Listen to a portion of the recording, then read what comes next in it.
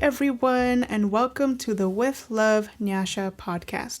I'm your host, Nyasha Marian, and here on the show, our goal is to share ideas and experiences as a way to help you own your creative essence and find healing as you embrace your essence. So today on the show, I have with me Walter Jeworski. Did I say that right? Mm-hmm. Okay, cool. Yes. Hey, Walter is a music production and engineering graduate of Berklee College of Music in Boston. With over a decade of experience, he began his career at the renowned MSR Studios in New York City, working alongside many Grammy Award-winning artists. He serves on the board of directors for Sask Music here in Saskatchewan and as a music mentor. He engineers, mixes, and masters records for a diverse clientele, both local and international. And on top of all of this, he is one of 3 members of a band called Ghost World. And don't worry, guys, I'll put all his information in the show notes. So hi, Walter. Welcome on the show. Hi. Thanks for having me. Thank you for that lovely introduction. Yes. No, this is really great because literally I was even telling Ash yesterday, I was like, I literally planned for all of you guys to be on the show in the summer. I just didn't tell anyone. Yeah. So this has been like a few months in the nice. works, right? Oh, I love it. I'm happy to be here. Yeah. Today, this episode is going to focus more on like recovering your creative essence, right? So I guess my first question for you is, what is your process when you're creating your work? I try to, from the moment I wake up, get myself in a mental space and a physical space in order to create in the best way possible. This starts with, I make sure I get a good sleep. I make sure that I eat a really good breakfast. I make sure that I take certain supplements. I make sure that I'm hydrated. I exercise. I do a lot of things leading up to when I actually sit down. And whether that's a mix, whether I'm editing something or doing mastering, I will prepare myself in whatever way possible. And I'm always taking lots of breaks as well and just making sure I'm not losing perspective on something. It's important to me it's not necessarily working a lot of hours. It's the quality of those hours that I'm working. So I try to get as much done in a small window because after that window passes, my attention starts to wane and you get hungry, you start thinking about other things. It's like you have to really know yourself well. And I've come to learn myself really well. And that's how I approach any creative aspect. That's honestly awesome. And even in you saying that, it kind of reminds me, it's like sometimes, and I've been guilty of this, okay guys, I've been guilty of this, where you're working and trying to, and I was literally just telling you this, I try to be a morning person, and maybe I will be one day in the future. But right now, I naturally find myself up in the wee hours of the night. Okay, sometimes I'll be up to like 2 a.m. And I was telling you, it was like I was up at 4 a.m. today for a particular reason though. But I think it's really important when you're figuring out what works for you to just work whenever you naturally flow. And I've seen this even from a woman I follow on social media. She's a coach, and she's always saying that the best way for you to be productive is to simply just go with your natural body flow, right? Yeah. And I know especially for like women too, go with your cycle. If there's certain times in your cycle where like I tend to be a lot more tired, do a bunch of work in the moments in your cycle where you got the energy. Because if you don't do it, you will be pushing and huffing and puffing, because I've done that before and ended up super burnt out. So just a little quick note. And then from your perspective, what's something that you could say is been helpful for you even outside of the eating? Because I've been watching your Instagram, so whenever you post health stuff, you get like a DM from me like, hey, what product is that? I love what you just said. I think that's super important. And that was actually something I struggled with for a lot of years, was because the hustle culture says you got to be up at 5 a.m. or whatever it is. Even most people operate on a 9 to 5 schedule, right? So it took me a long time to actually break out of that barrier mentally because I am up late. So I wake up later, and then you would see other people doing a lot of things before you're even up. And you're like, okay, I'm just starting my day. And that really messed with me for a long time. But I eventually matured out of that, and I just realized it's like you said, everybody's rhythm is different. Yes. It's not about when you do something, it's about how you do something. And like I said, I try to do as much work in a smaller window as possible and be as effective in that window.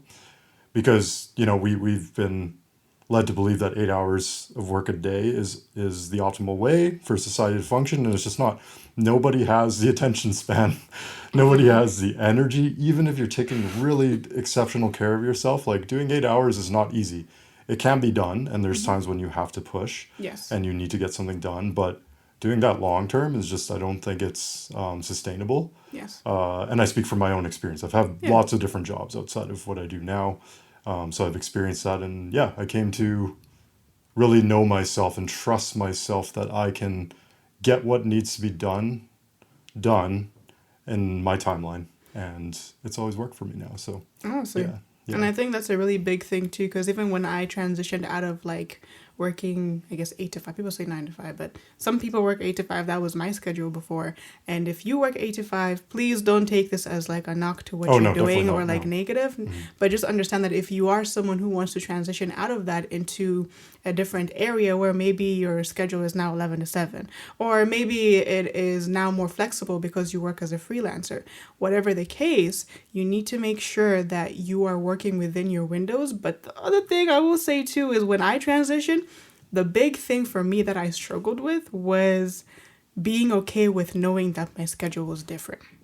Because after I left working like a full-time job and now I've transitioned to like, full-time entrepreneurship, I found myself trying to wake up the same interval. So 8 to 5 was my schedule. I'm like, okay, I gotta wake up at 8 to 5 and make sure I'm doing all this work, sending out emails, making sure I'm following up with people. And I was getting burnt out. And Yeah. it took one of my clients, and like turned friend actually, and she told me, she's like, in the morning, you need to make sure you're doing something for yourself before you attend to anyone else. Because if you keep doing what you're doing, you will burn out. And trying to recover from that is going to be exhausting. I love that. Yeah. That's so well said. That's how I lead my day too. I wake up and I do many things for myself first, because only by doing that then can I serve and do the best work possible. Yeah. And I've learned this through trial and error. I've done it so many different ways, and I've tried to conform myself into ways that I learned, whether that's from YouTube videos, like productivity videos, all that stuff. Like, and those things are great, and there's a place for them. But if you don't fit into that box, that's okay. Yeah.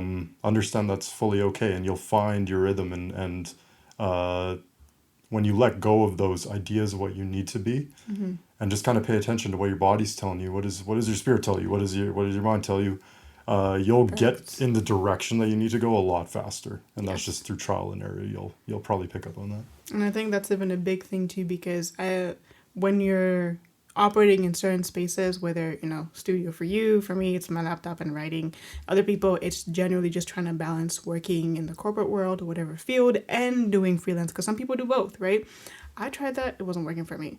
But I think when you're trying to do all of that, I think it's super important to acknowledge that even though there's a guru out there that's saying, don't be, I'm not sure how it's going to come up, but like, don't be lazy and wake up at 5. But if your body and how your day happens to function happens that you end up waking up at 7, but you're able to get a bunch of stuff done, do what works for you. Yes. All the information out there is simply there to guide you, but it's not like a one size fits all, because you are a different person. Whoever wrote that is a different person. By the way, if anyone wants to let me know who wrote that, feel free. I don't remember who, but I just remember Quote seeing unknown, something. yes. Yes, quote unknown, right? I just remember seeing it online, but I was like, because I felt that in that space when I started. I was like, oh my goodness, I must be sucking as a person in this creative space, as an entrepreneur, because I'm not waking up at 5 a.m. Don't get me wrong. There were seasons where I was literally up 3 a.m., 5 a.m., working, and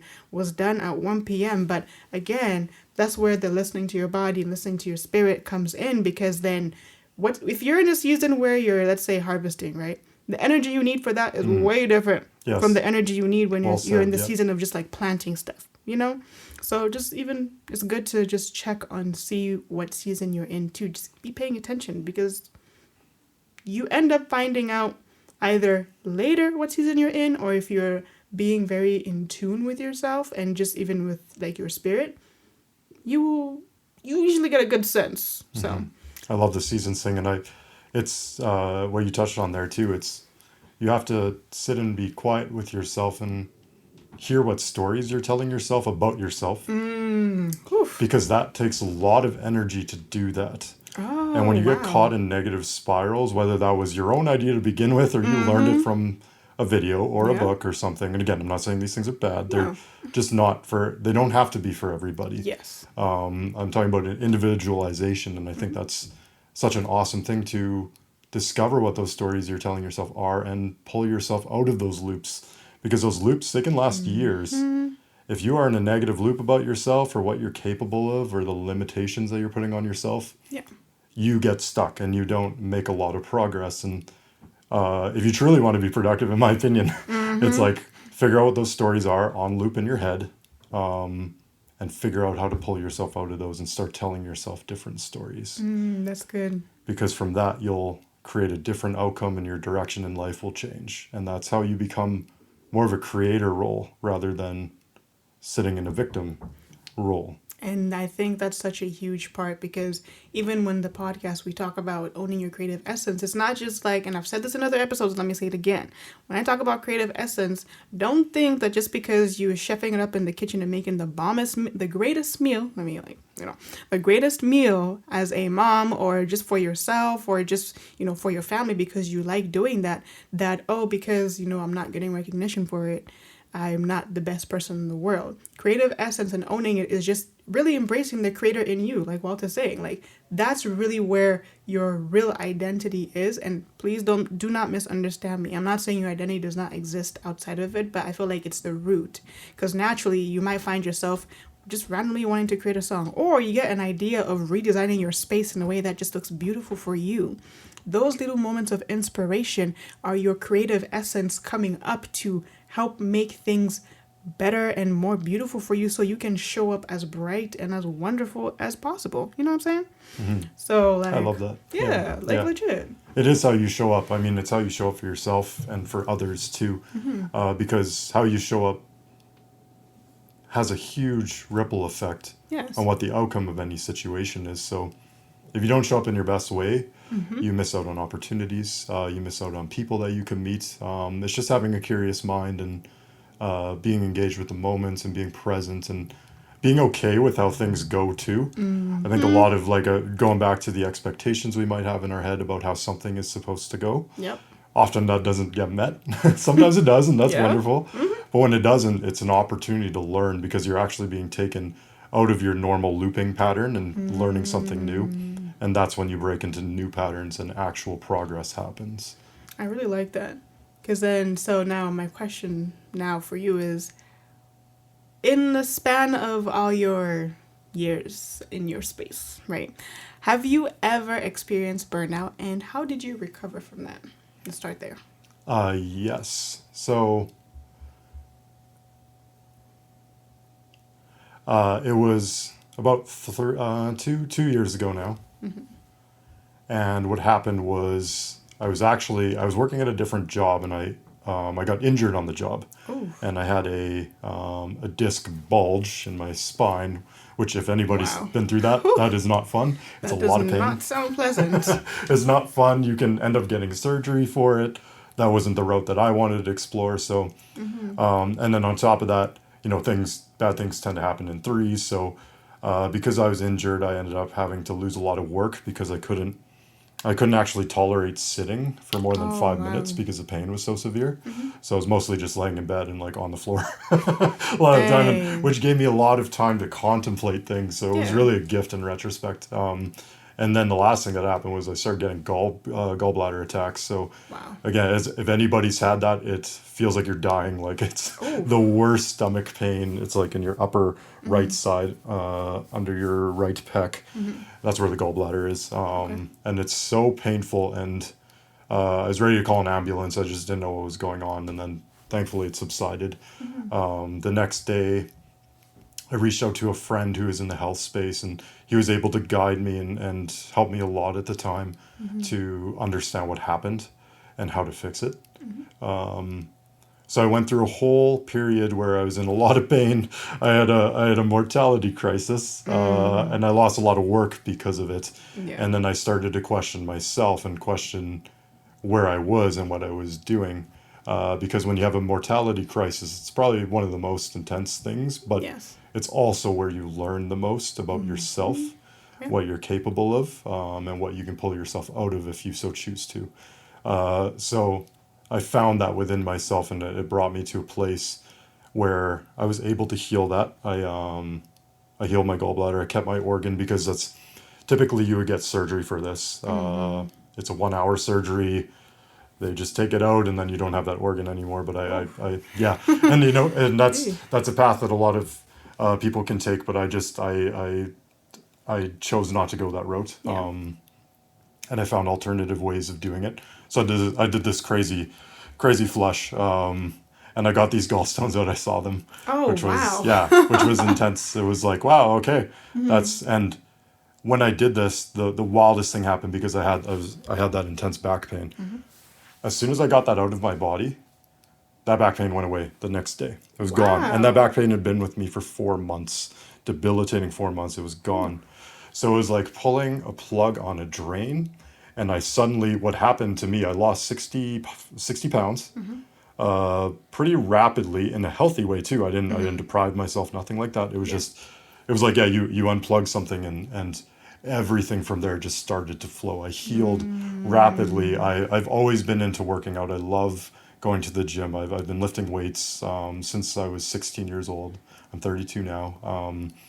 And during that time, I couldn't do any of that, which was super, super difficult on me. So I Yeah. couldn't do music and I couldn't lift weights, which are Oof. like my two favorite things in this whole world. Yeah. So I just got to sit with myself and actually really challenge my identity and who I was without those two things. And See? it Wow. was very interesting Wow. to see, like, because I've been used to having a certain type of body from working out, and I would watch that in the mirror just kind of wither away. And I was like, oh my goodness, like, this is a different version of myself I've never known. And I felt very vulnerable. Yeah. But that vulnerability led me to the most important lesson of all, which was to love myself. Yeah. And love myself so deeply, out of any wounds, out of anything that could happen, any mortality, loving myself beyond just my physical form, Okay. but my essence of who I really am, and finding that at the bottom. And it just becomes this decision. It becomes this decision to just actualize yourself and just be the best you can be, and have a good time in life. Like, Yeah. we get caught up in a lot of the details, but when you're sick, you think of nothing but being well. All the other things that you're worried about, like, Yeah. oh, I got to be up for this, I got to go do this, do that, none of that matters. It is gone. It is blurred. It is in the Wow. background. So when you're faced with just the one thing that you want to be well, it gives you the ultimate perspective. So when at the beginning of the podcast, when you asked, what I kind of do Yeah. to prepare myself, it all came out of that burnout. It all came out of this, because I was like, if I don't take care of my vessel first, then no matter how far I get, how far I progress, Wow. I will stop. I will be stopped. I need you to repeat that. If you don't take care of your vessel first. Yes, you will. Your progress. If you don't take care of your vessel first, your progress in life, you will be stopped. You'll have a difficult time, and, like, I think it's the thing to. I really do believe that it's my first priority, and I understand that there are things in life where, you got to pay your car debt, you got to pay your house debt. There's lots of There's things going on. bills. There's bills to pay. You Yes. can't just be like, oh, I can't work. I just have to take care of myself all day. There's ways, and we can explore that on this, how to do that. And if you go down that road and you learn about your body and what works for you, and you work from that optimized state, your outcome of your work is going to be 10 times more effective. This is about being as effective as possible Yes. with as least effort as possible. And when I say that, I mean that in a stress sense. I don't mean Yeah. don't try. I just mean, how can you be less anxious? How can you, not be so burnt out, or go through periods of depression? How can you stave that off and not make that a thing as frequent as it has to be? Because it doesn't Yeah. have to be that way. That's true. Yeah. Wow. Honestly, you said a whole lot of stuff. I'm just like sitting here processing it, because I'm like, the thing that got me was the burnout is more than just, oh, I got super overwhelmed with my schedule. The burnout was an emotional thing, a physical thing, and even a spiritual thing. You finding like your identity and just learning to love yourself. And I think that's something to note too, because I think sometimes when people are talking about burnout and talking about recovering from it, I feel, and I could be wrong, I could stand to be corrected, but I feel like it tends to be heavily focused on from a mental health space and emotional space, and that's fine. But I think we also need to recognize that the physical part of it does matter, but even specifically the spiritual part, because I feel like from my experience, right? If you guys have different experiences, that's cool. But from my experience, the burnout actually started from my spirit. And then my mind started picking up on it. And it was like, okay, but because I didn't make any changes, eventually my body crashed. Right? Right. And I think it's so key even to know, because you experienced an injury, right, with your past job. And then from there, some health challenges. Yeah, right? all cascaded. Yeah. A whole lot of things. And in that space, I think if anyone's listening to this, I don't know, but if anyone's listening to this and you're kind of going through something similar, please take time for yourself. Please challenge yourself to sit in that space, and as uncomfortable as it might be, learn about yourself, because you are more than what you do. And I think too many times in society we are so enamored or focused on the idea, right? We're focused on the idea that, I am a writer, right? Or you are a music producer, sound engineer, or I am this, but at the end of it all, when your body shut down, the title didn't really matter. You had to learn about you. You know what I mean? None of it mattered. No. So no. Then you find out what really matters too. Exactly. Oh yeah. Perspective. Oh my goodness. Yep. There was actually part of that I forgot to mention as you were speaking. I just remembered too, because this is something a lot of people may experience in life. Is actually, so when my back was injured and I was going through that as well. What happened? Because I was walking when I could walk, it was throwing off my weight balance. So my kneecap actually would go out of. It would go out of place. So if I tried to squat or do or even walk, it would inflame so badly. It would click and pop so loudly. And it was an issue because, again, I went from being able to kind of do anything physically to nothing at all. So the knee rehab, and I'll just shout out Knees Over Toes guy on YouTube. I tried so many things over the course of 2 years to find a way, because if I have an issue, I will troubleshoot it. And I don't believe that there isn't an answer. There's it's a just solution everywhere. Yes, and also, if you have an issue, somebody else has had that issue, like guaranteed. Human beings have been around for a long time. That's true. And we live in a digital age where people will talk about their experiences like this. So I did all those rehab, and I went to the gym, and I just started over. Like, I was benching 110-pound dumbbells, and I went back to 5 pounds. Wow. And this is very humbling for me, because I had to start completely over and not think about what maybe other people were thinking about me, because in the past I would have been worried. But I was like, no, I'm going to meet myself where I'm at. And for pain, to get over pain, like method, is you have to regress things to where you can tolerate that pain, and then build slowly from there. And that is how you crawl back. That is how you come back out of that. And you can rehab. Wow. I've rehabbed almost every part of my body now, because that full body breakdown was like, it was fully systemic. I had issues with my pec over here on my left side too. I had issues with my neck, everything. I just, my ankles, I had to relearn everything and start over. So if anybody's listening and you have a bad knee, you've gone through an injury, or you do go through one in the future, if you regress things to where it's not painful, and then slowly progress and be very, very patient with this. So patient. It took me 2 years to get this back, full functionality and strength, which at one point I didn't think was possible. Yeah. And some Reddit threads will tell you is not possible. But that's the other thing. If you go down that rabbit hole, there's a lot of people who didn't make it out of the pit. Be careful who you listen to, and decide that for yourself. That part. Yeah. And be patient. Be patient, and these methods work. Wow. And I think that's really key. If you're going through a space, make sure the voices, the words, and even the thoughts, but the thoughts are usually a result of what's happening internally or externally.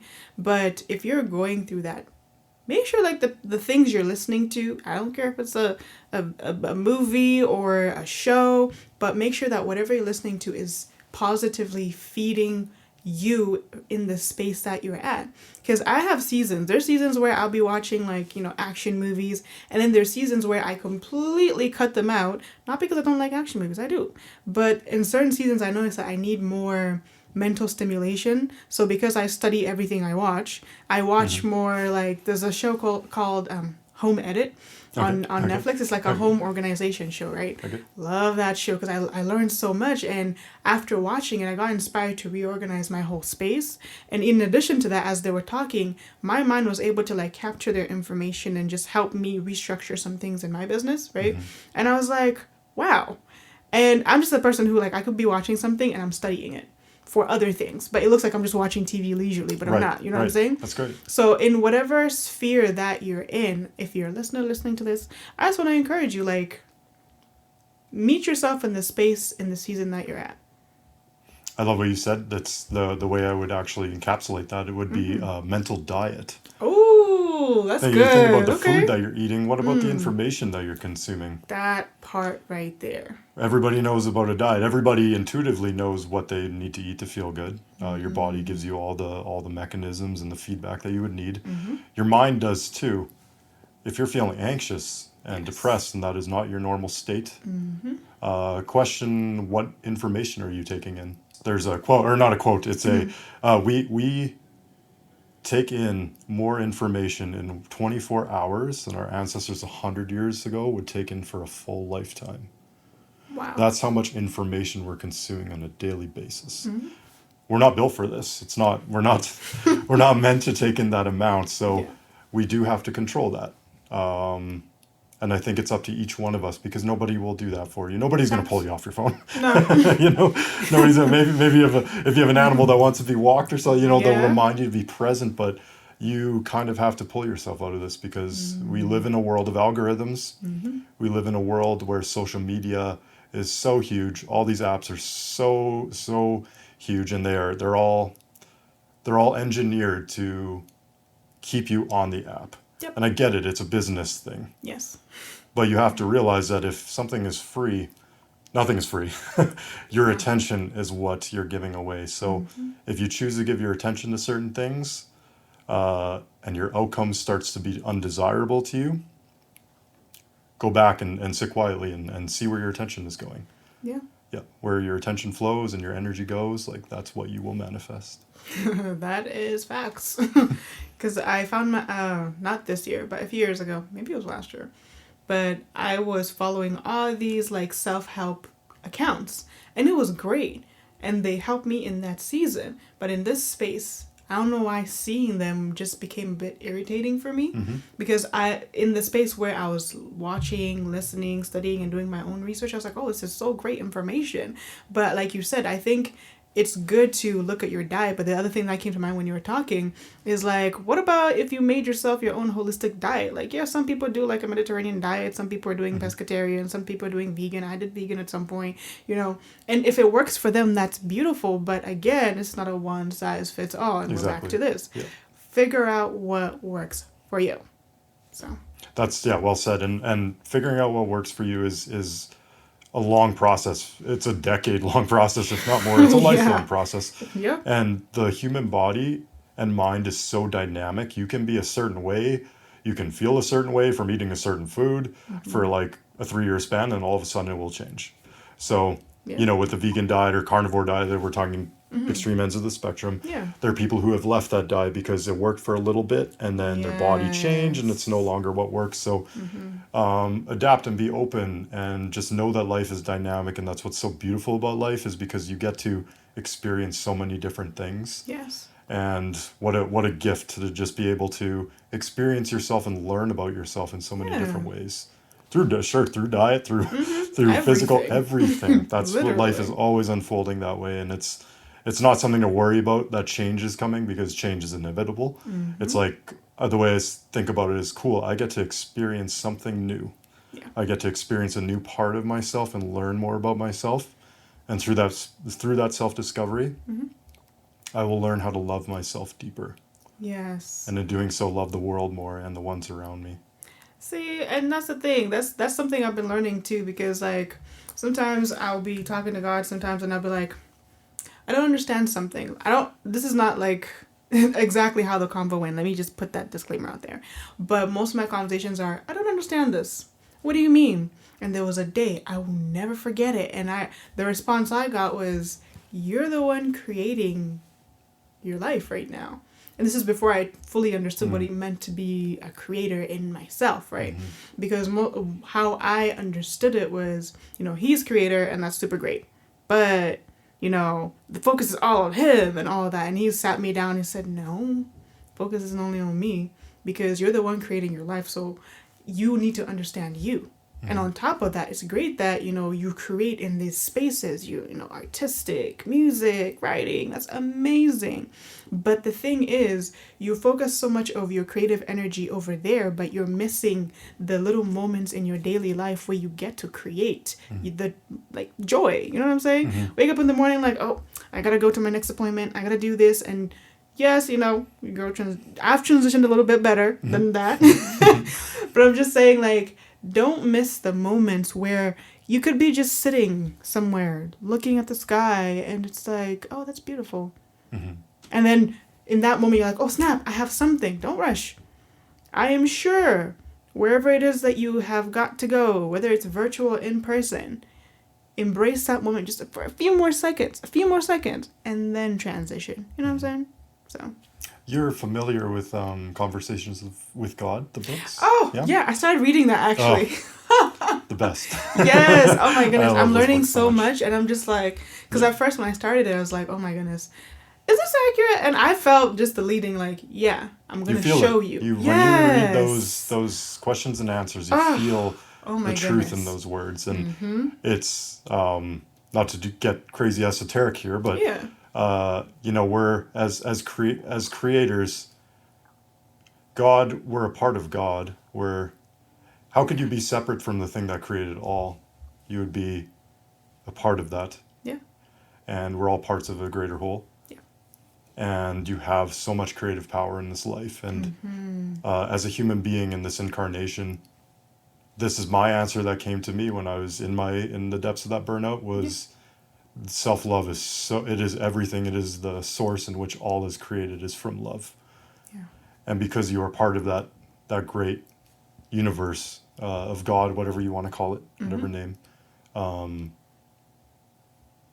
from that self-love, it is a fuel that you create your experience. Yeah. So from there you can have an incredible life, because whatever is happening in your external world, showing you different scene changes throughout your life, you can always be present with the creation of what's happening and see the beautiful choreography that is going on with life. That's good. I had an incredible download on a beach, Mystic Beach in Victoria, BC, if anybody's been there. And I just became very aware of how I was looking at the trees and the ocean and the rocks, and I was there with my best friends in the whole world, and I just became aware of how my whole life and the life of everything on the planet is following this beautiful choreography. This is such a great conversation. And it's a very nuanced thing too, and that what we're just saying could go so deep. It could be, there's so much happening. And again, I would just recommend the Conversations with God books. Answers so many questions that somebody might have burning about esoteric and just about life and meaning and what that is on this planet. And you can read that and really feel those words and then contemplate that and say, I always recommend, or even to myself too, it's like your direct experience is really the pinnacle of everything. You can read something, but if you're not experiencing that in your life, don't, to be discerning, because, and we need to be more discerning these days, because everybody is trying to get eyeballs on them or ears on them. And it's like, you have to be discerning whether or not your direct experience reflects that. And even if everybody is against that, and but it's not your direct experience, honor that and see the nuance in that, and no, because we do have that creative power, and from that something probably amazing is going to be birthed. And even to add to that, I would say honor it, but don't, what's the word? I had this experience maybe sometime this year, but the idea that you shouldn't bypass how you feel or your experience for the sake of getting work done or for the sake of fitting into a space or for the sake of something other than honoring your feelings, you know? Because I remember doing some somatic work where I was kind of listening to my body because I was in a strong state of like anxiety, right? I remember sitting there and I shared this with a friend recently too, and I was like, I sat there and listened and I felt like a tinge somewhere in I think it was my chest or something. So I sat there and just kind of listened. And I remember just getting this sense of like, you never stand up for me. And I was like, wait a minute, what do you mean? And I sat there and I remember asking God, I was like, what is that? It was like, it's something that wasn't healed. So as a younger person, you probably bulldoze over your own boundaries or bulldoze over your own feelings for the sake of just showing up in a space. And so now some of the anxiety you're feeling is just a space that's unhealed. So we gotta work through that. Oh my goodness. That was like a different shift because I was like, No, I like that though. Continue. Like, Yeah. yeah, that's talking about healing, and that's important. That's really what Yes. this all is. Is how does somebody heal past their experiences? yes. Because I was talking about negative loops at one point, and it's like that. If you're not healed, you don't get out of that loop. And here's the other thing, that this was a hard pill to swallow, and it's something, yeah, I realized recently is not everybody wants to get better. Whew, that's true. Not everybody who whatever they're going through, if they're anxious or depressed, I'm just using two buzzwords there, but Yeah. it's a generalization. Do those people actually want to be better? And if you are going through that yourself, you generally have to ask yourself, do I really want to be better, or do I identify with this where it's a protection for me? It's a protection mechanism, and if I get out of this, I don't know who I am. The same way I didn't know who I was without lifting and making music. And I'm not denying that something bad happened and there's a traumatic experience. Yes. Those things, they do happen, and they're very sad. But where I'm leading with this is, it's an opportunity to find greater love for yourself and deeper love for yourself and heal past that. Because if you are a healed person in the world today, you will clear a path. You'll be like Moses splitting the Red Sea. You harness the power of creativity within yourself, and you heal yourself to be a whole being, and you see that those experiences throughout your life Yes. all led you to who you are today, and you have the choice. Yeah. You become powerful, and being powerful is an incredible thing that nobody can take from you. And that's a big thing too, because that's the very question I was prompted or presented with, ironically, because I was someone who would identify as like, I'm just always anxious all the time, or oh, I'm just triggered, so I need to work on it. It's almost like I had to find the right medicine for each circumstance, right? Oh, I'm anxious. What's the medicine? What routine? What habit? What behavior can I do to alleviate this? Or, oh, I'm feeling triggered. Okay, let me just, do a bit of breath work or do all these things. And please don't misunderstand me. I still do that, right? I still sometimes go for walks. I was telling Ash yesterday, I was like, I don't know about wintertime, but sometimes I do go for walks. Oh yeah. I don't know if I'll do it this winter, but we'll see. Oh, walk all through winter. It's because nobody else does, and there's there are people who do, but of course it's a different challenge, and you Yes. learn again more about yourself in those ways. Ooh, I mean, I'll keep you guys posted, but no promises. Oh, you don't have to do minus 30 days. I'll stay in too. No. Yeah. But I think my point is just saying, like, when I was holding on to these things, not because I was consciously like, oh, I'm holding on to them to keep them tight, but they were safety nets for me, knowing that, oh, when I get triggered, at least I know how to manage it and it's fine. But there came a point, especially this past summer, where I was challenged to ask myself the very thing you said. Why are you holding onto this so much?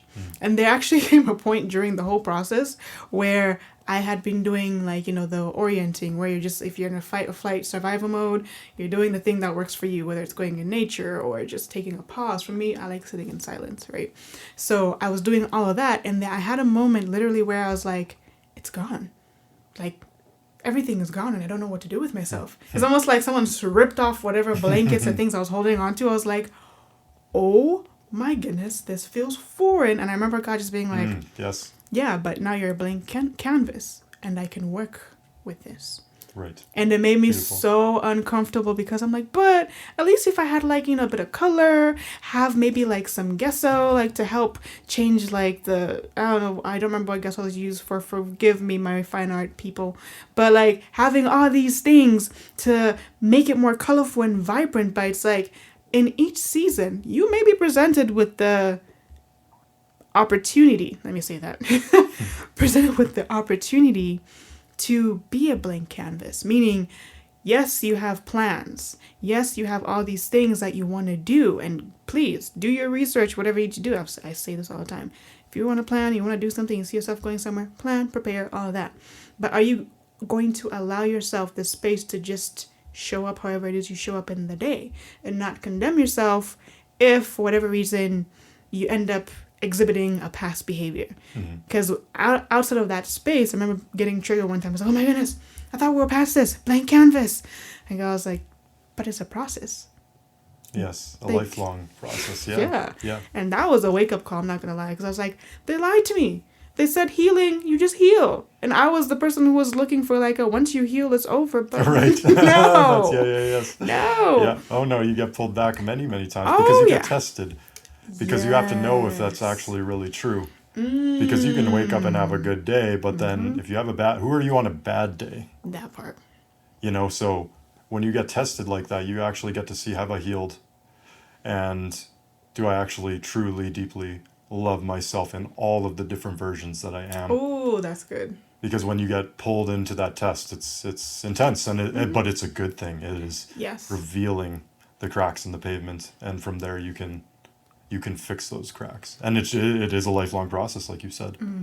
But I mean, if you're a blank canvas all of life, do we ever go to a museum and just look at a blank canvas? I don't, No. you go to see somebody's expression on this canvas. That is what we're drawn to as human beings with art. That's music. That's everything is looking at how people created this canvas. Yes. So that's what you are. You're a work in progress. And the beautiful thing that came to my mind when you were talking just now was the idea that what if the blank canvas doesn't discredit all the other stuff, but it's just literally a brand new blank canvas to work on, right? Because like I have a bunch of different paintings, but it doesn't mean the blank canvas somehow erases anything. Exactly. So it's really just all the art stuff is great. They're in those paintings. But now in the new season, let's paint something different. Let's let go of those thought patterns, those systems in our minds, those beliefs that are like, no, not enough. No, it's not working for me. No, it's too late. No, I'll never do it. Like, there is always a chance. As long as you got breath, there's always a chance for you to do something different. Yeah, that's great. You really do have the choice. It's just choosing. You're choosing who you want to be every day when you wake up. And you do that through your action and the way that you talk to yourself. So it's analyzing that self-talk is so important, because when you get past that and you actually, again, that takes up so much mental energy. It's like there's apparently chess players, and I think it's in a 4-hour game, they burn something like 2,000 calories, or you can look up how many calories a chess player burns in that amount of time. So our brain takes an enormous amount of energy to run. It is a computer. It is the most incredible computer.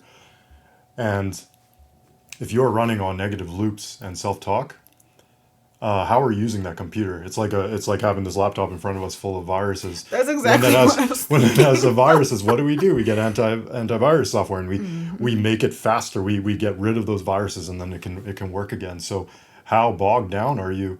And how much of that is yourself, but also maybe it's your environment too. Yeah. Environment is a huge thing. There are external and there's internal, but external can go in so many different directions. It can be what's your friend group, maybe it's even family, and that's a difficult one. Because family, just because they're family, sometimes it can be toxic, and you have to have your space. Yeah.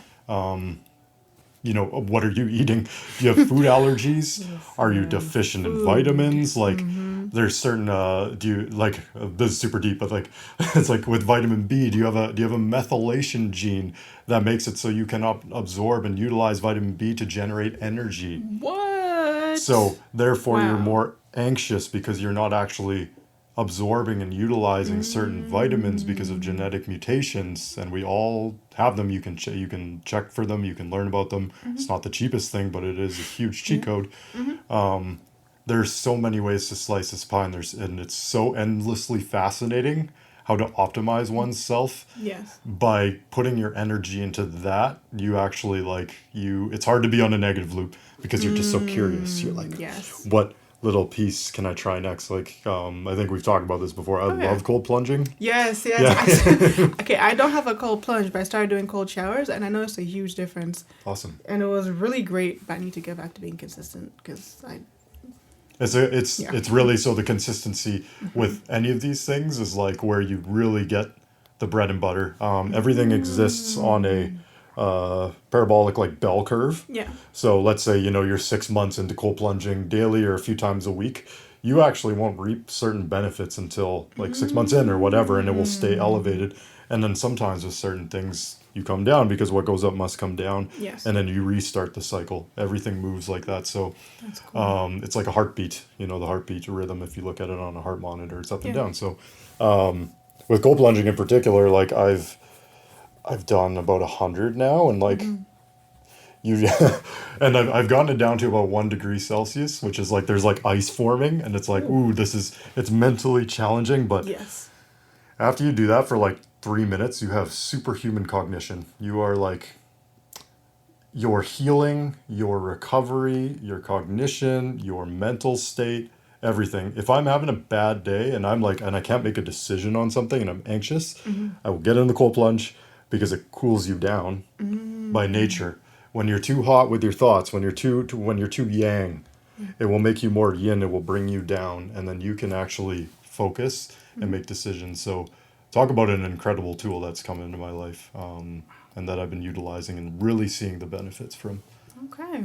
Well, honestly, that's mainly it for the show today. This was a really great conversation. We're gonna probably just a heads up, we will probably be doing this again, just so you know. Oh yeah, I'd love to. This was really If the great. people want me back. Yes, yes, absolutely. So I will end with this, guys. So my warm words for you today are: it's not too late. It is not the end of the line for you. It's just the beginning. You get to wake up today and try something new or do something different, as long as it's authentic to who you are. So it's not too late. All hope is not lost. You simply just need to decide to continue or start or shift directions. You got this. We're rooting for you. And until next week, guys. And all of Walter's information and some of the things he talked about, I will be putting that in the show notes. Okay. Bye. Bye.